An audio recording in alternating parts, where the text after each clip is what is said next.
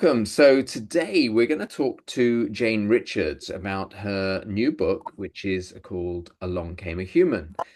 Jane is the author of the book. It was illustrated by Poan Pan, and it's a really beautiful children's book. But rather than me tell you about it, let's go over to Jane now. Hi, Jane.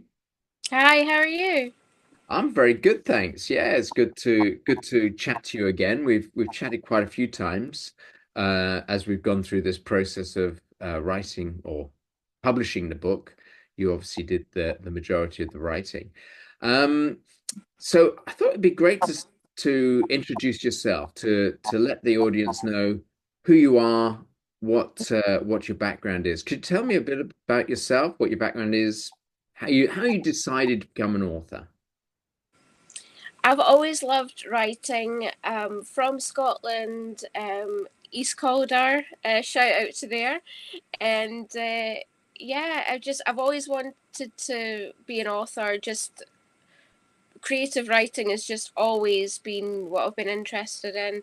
And yeah, since a young age, we've been encouraged, thankfully, by the schools and the system I've been in to just go for your passion. Just it's been nurtured, and I've got a strong family network who've also encouraged it greatly, and I've I've ended up in this great position of I'm doing what I love, which is caring for people. I work with children with special needs, and it's allowed me the time to be able to write like I wanted to. And I ended up writing this manuscript, and it's grown leaps and bounds. But it's one of those things where it's a time and a place and everything, and being able to fulfill my passion of making a child's day and making them happy.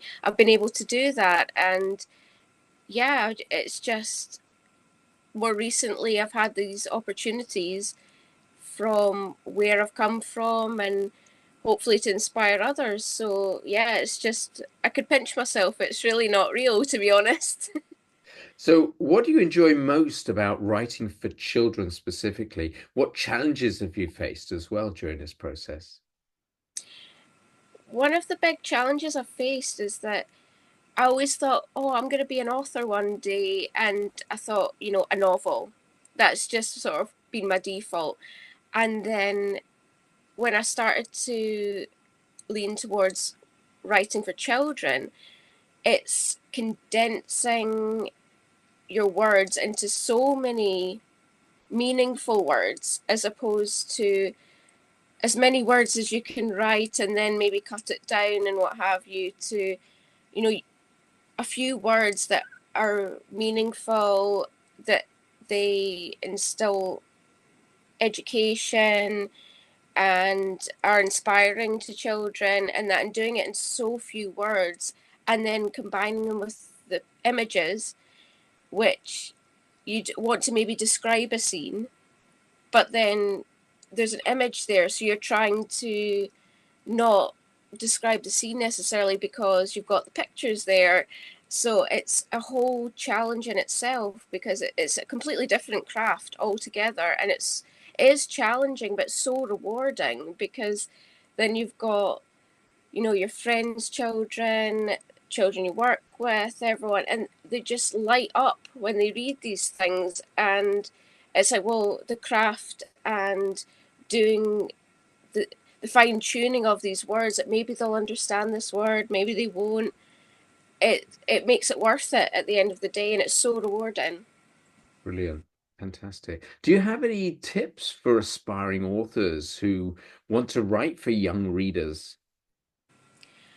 I'd say do your research on the language of the age range you're aiming to write for, and also just to go for it in a way, because I think it can be quite intimidating to try and write for children because there's so many books out there, and oh, where would I fit on that shelf? And that sort of thing. And I think go for it. If you have a story to tell it. And once you've got that and the images together, it comes together and it can be a magical experience for the children. And just give it a go. Don't be intimidated by it at all. Like it can be, but just go for it and see what happens. So that's great. So what's next for you? Do you have a sequel in mind or other children's books in the works?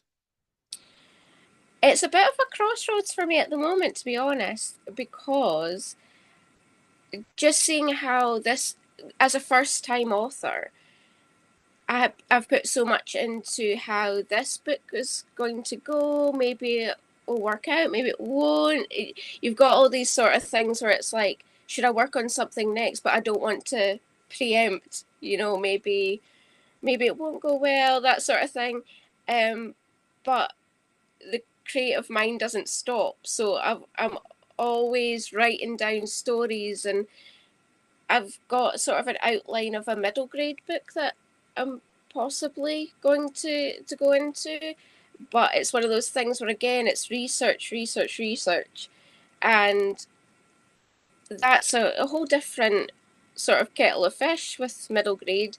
But at the same time, hopefully I'll maybe do another picture book and then look at maybe slightly older children's writing. But it's quite an exciting time because there are options, and I've been given this platform to see how things go. So it's really exciting. There are a few opportunities I think are in the pipeline. Fantastic. And as the book is Along Came a Human, and it's all about the world from a spider's point of view, Yeah. if you could spend a day in a spider's world, what do you think you would learn about humans? Well, what I think I'd like to learn about humans, if I had the choice to be a spider, would be, you know, when you're sort of in that wall overhearing conversations, I'd like to know what people really think about spiders, what they really think about creepy crawlies. Because someone will say, "Oh, I'm not scared of spiders."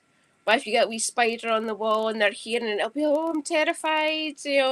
Maybe oh, I also don't like this creepy crawly or that creepy crawly. And I think they get all the best gossip, to be honest. So I'd be quite a gossipy wee spider, finding out what he and she think about us, and all the other animals. What do they really think about the dog and the cat and the goldfish? Like I'd be getting all the gossip. Fantastic. So, well, now we're let's look at the book a bit more. It's a beautiful book. It's beautifully illustrated by Poan Pan. But It's beautiful. what inspired you to write about a, a spider's life? Along Came a Human is very much from the spider's point of view. What are the Yeah. specific moments or ideas that sparked the story for you? Well, to be honest, it was during lockdown. I was on furlough, and I was like, wow, I have this opportunity to write. And I wouldn't have thought for a second that I'd be writing about a spider's point of view. But once I got writing, I was thinking about what I'd been watching. There was a lot of TV watching during lockdown, and I watched a lot of David Attenborough documentaries. And oh, amazing, wonderful, all this stuff. And we happened to end up with a lot of house spiders at the time, and I am actually quite like scared about spiders, um, ironically. But it was quite therapeutic for me writing this book. And I kind of wanted to flip it on its head. I'm like, okay, well, I don't want to be so like nervous about these spiders that are going about my house at the minute. So, well, what would David Attenborough say? And I'd be, oh, it's fascinating, it's amazing. Well, what if you flipped it on its head? And then that just got the ideas going, and it was like, okay, if I'm a spider, it's, oh, this person's walking up, fascinating. And I sent one of my manuscripts just when it was a rough draft off to David Attenborough, and you could imagine it in his own voice. He wrote back being like, "Oh, that seems like a great way that one might get over their fear of one's spiders." You know, it was like you could read it in his own voice, sort of thing. And I'm like, "Oh well, it mustn't be on to too bad an idea," and it just went from there. It was, and it's one of those things now. I see a spider myself, and I'm like, "All right, okay, don't come too close, but you're doing your thing." On you go. So it was kind of a therapeutic process as well. So that's really good because obviously we've looked at how the story came about with the spider, but why did you choose a spider specifically as the main character? Do you have a personal connection with spiders or nature in general? I'd say nature in general. I think with the spider, it's one of those mysterious things to me where it's like, if it's a hamster or a rabbit or a pet I've had, I can kind of, you get a book on understanding rabbits if it's your first rabbit and all this stuff.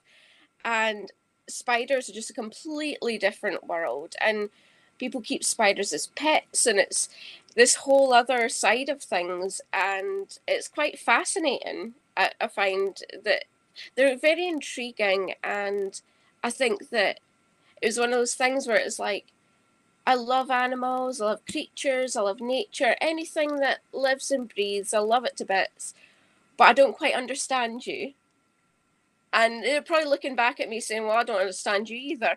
So there's a conversation, there's a book. Yeah, Like, just think it out, sort of thing. fantastic. So looking at this whole concept, what do you think the key messages or themes do you hope that children will take away from the story? It's really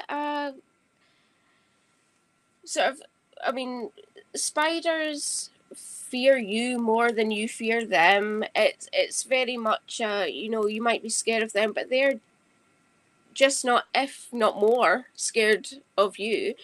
It's about perspective. I think is one of the key themes. For me, it's been about, right. Let's turn it around, different perspective. How would you feel in that situation? It's kind of getting that kind of message around where, okay, you might be scared of something or someone or anything. You can apply it to a lot of different situations where it's like, okay, there's a person, there's a situation, okay, but really let's have a look and take a different perspective and see what they might think, what they might feel. So really perspective, understanding, and really just a sense of, you know, you might fear something, maybe they fear you more. You have to kind of look at it the other way around. Fantastic. So how does the spider's perspective offer a fresh way to explore human behavior and our relationships? I think it's one of those things where it's like you can take any third party perspective and it can make you look at how you are with another person, maybe how you are with a friend.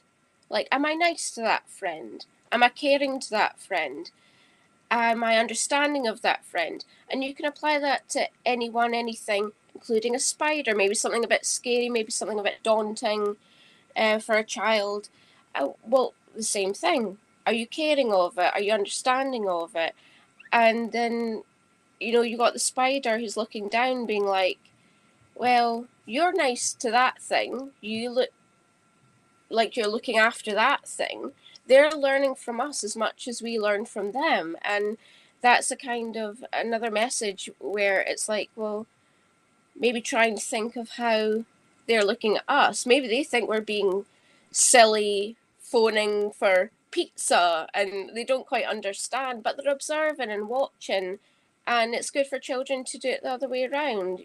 Observe and watch and just try and learn as much as you can, even if you don't quite understand it.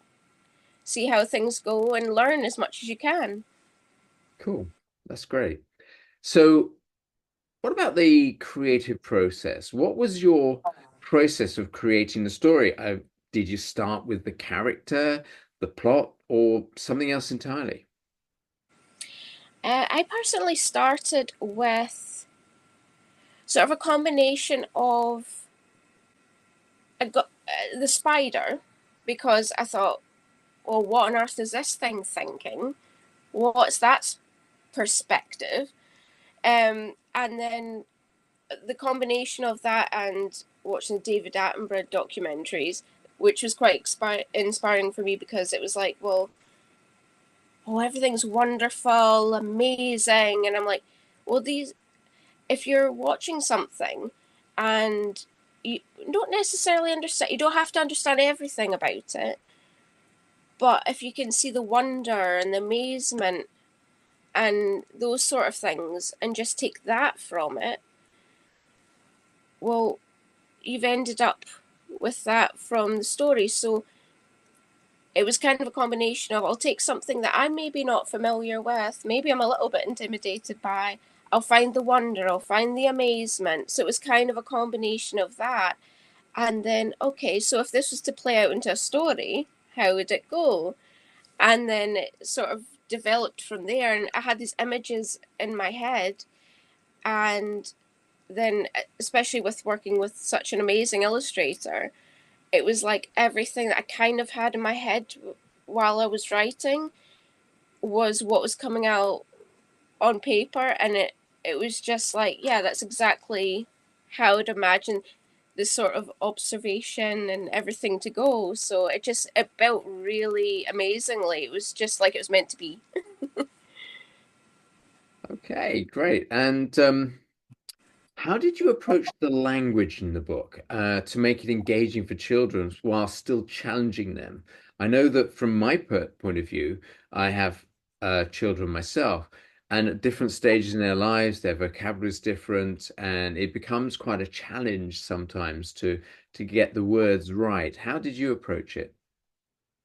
That was one of the more challenging things for me, because when I was writing the manuscript, it was difficult a little bit, because you've got a spider who you kind of are doing basic language, like the speak box and all these things, because it's quite basic, that the way that the spider's thinking, but then you're appealing to your readers. And so I felt like I was kind of overdoing the basics of the language, but you do want to challenge and help children learn and grow and everything. So for example, when I submitted my manuscript to yourselves, um, Eleni was a huge help in the editing process.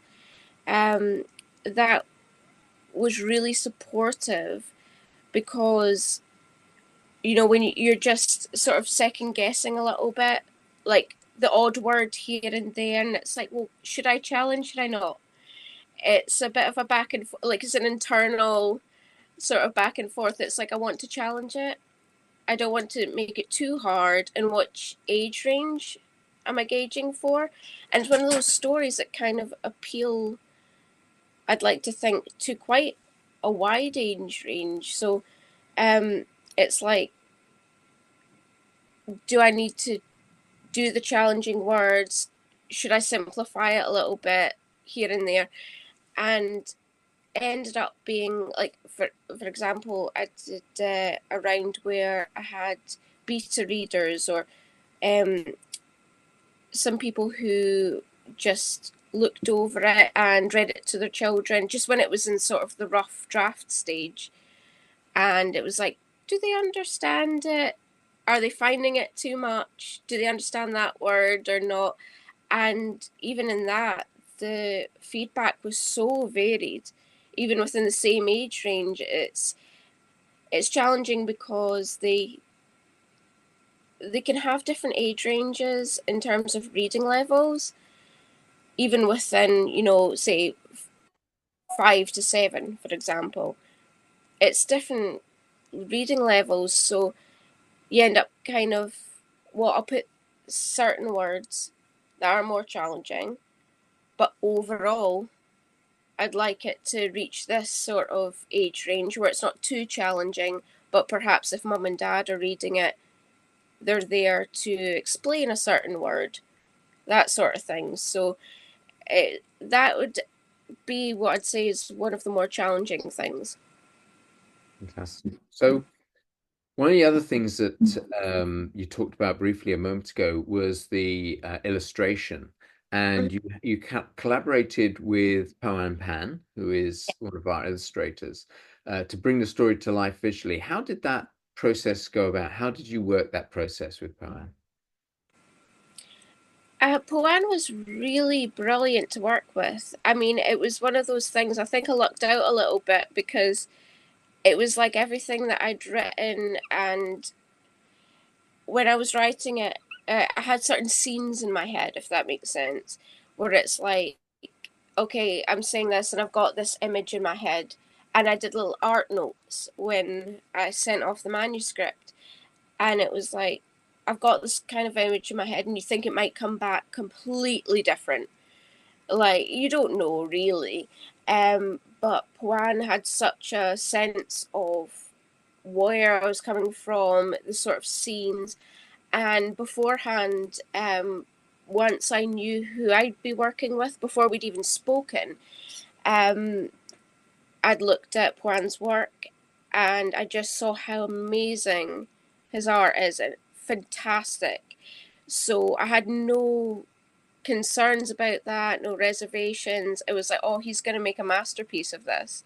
And I think going in with that attitude, I really didn't have to tweak anything. It was just like we were on the same wavelength, and that's a real blessing. I think it was fantastic.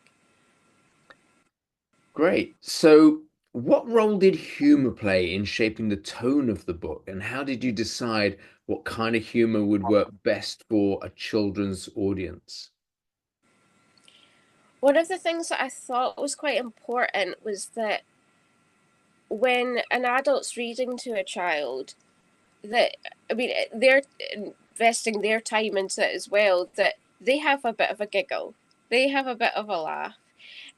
So I mean, I was reading the book the other day again, like fresh eyes, printed out and everything, and I was giggling to myself. And I think that's so important, where it's the the adult gets a bit of a chuckle out of it, and the child can enjoy it, the adult can enjoy it, the parent, and that was so important for me because when I was writing it, I was like, well, I'm writing it, and you're trying to amuse yourself when you're writing these things sometimes, and it's like, oh, that would make me laugh. And it kind of just developed from there. It was just like, okay, well, let's have it so that the children are learning, they're having a laugh, the parents are having a laugh, and everyone can just enjoy the process together, sort of thing. And that makes it, I think, maybe more rereadable, because it's not, I mean, if the child enjoys it, they want to have it read about 10 times, then the parent can get a giggle out of it again, where we can all enjoy it, sort of thing. Absolutely. Absolutely. Well, actually, I mean, when you think about it from a child's point of view, how do you hope that children will connect with, for example, spiders and the spider's perspective in the world? Yeah, I think it's one of those things where it's like they won't necessarily right away, right off the bat, be like, oh, I've thought about how a spider thinks, but it's to get them thinking about it, get them thinking about perspective. Maybe when they go past a cuddly toy spider on a shelf, it's not going to be like, oh, I'm going to go for the teddy bear. Maybe it'll be like, oh, I want to cuddle the spider. Like, maybe, it's just that slight change of things that I think will make a big difference. And it's like, they're not the mean, scary things. They're the cuddly, misunderstood little creatures in your house. And it's just that sort of perspective. I think it's not necessarily going to hit right off the bat, but then maybe it'll get them thinking, and that's all the book's meant to do. Yeah. So I think you've kind of answered this question a little bit in what you just said. What lessons do you hope readers, especially children, will Mm. take away from this book? that in terms of a spider, they fear you more than you fear them. It's about its perspective. You know, they might be crawling around and they're not sure of you. They're not out to hurt you. They're not out to do anything. Just let them live their little spidery lives and they let you live your little life. And but it can apply to so many things. If a child's not sure about a person or a thing and maybe a bit intimidated, a bit scared, you can apply it to anything really. uh, maybe that person's feeling a certain way that you don't feel. Maybe think they're thinking from a different perspective, and maybe they're just, not a scary thing, and you can apply it to anything. So it's basically just think about things from a different point of view, whether it's a little spider or a person or something you're not too sure about. It might be okay, and just to give it a wee chance and yeah, give it a go. Yeah, that's great. So, how does Along Came a Human create opportunities for parents and children to bond during story time? Well, I know a lot of parents who are quite scared of spiders, so um, probably could be quite therapeutic for both of them. Just to read through it, and even for themselves, just remind them, if they see a spider going past, maybe they'll be like, "Oh, I'm gonna squash it" or something. But maybe the child would be like, "Oh, well, no, no, not from no, because of that book. You don't squeeze it. You just let it go." And the parents and the children can teach as much to each other, and that can be a bonding thing in itself. Fantastic. Yeah. So, kind of looking at broader themes, spiders are often misunderstood or Yeah. feared. Um, did you aim specifically when you started out to change how children view spiders through this book? Yeah, I think it's one of those things where it's like the broader themes of it are, it could be anything. It could be anything daunting or intimidating. You know, Try and think of it from a different point of view. But I thought, spiders. I relate to it myself because I do find them a bit intimidating myself.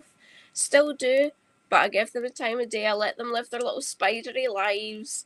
um, I see them looking at me. I'm just like, oh, you're probably just wondering what I'm doing, and it just, I can relate to it, and it's, you know, I think it's like a spider's a good example because it's one of those things where it's like, oh, spiders is quite a reflex for a lot of people, and to change that, I thought would be quite a good starting point, and then you can expand on that and apply it to other things. Fantastic. So, how did you balance the educational aspect of the story with its entertainment value? Because obviously, people learn best when they're entertained, but you've got to get the balance right, haven't you? Yeah, absolutely. One of the things that I found just as a natural thing when I was writing it was I was writing the story and trying to make it quite jovial and quite, it'll relate to adults and the children, but I did want it to have some facts thrown in, sort of thing. I'm like, well, there are loads of spider facts, and I was looking them up and I was trying to think what's the most interesting facts or most relevant facts. Um, and it's one of those things when I did send my rough sort of drafts out to people. It was like, oh, the best part was the fact that you had some facts in and maybe more facts. So I kind of weighted it a little bit more to that than I did originally. So testing the waters, it was like, yeah, maybe the educational side is quite important because as much as it's like, oh, don't be worried about them, like they're fine. There are so many interesting facts about spiders that maybe that'll create a learning curve for them as well, where they want to look further down the line at more interesting facts about them and bugs and insects in general. So yeah, it was just kind of a natural thing where that was kind of an important part that developed just from feedback. was the facts about spiders. So that was really interesting because I didn't think that would be a thing, and I learned that along the way as well. Fantastic. That's great.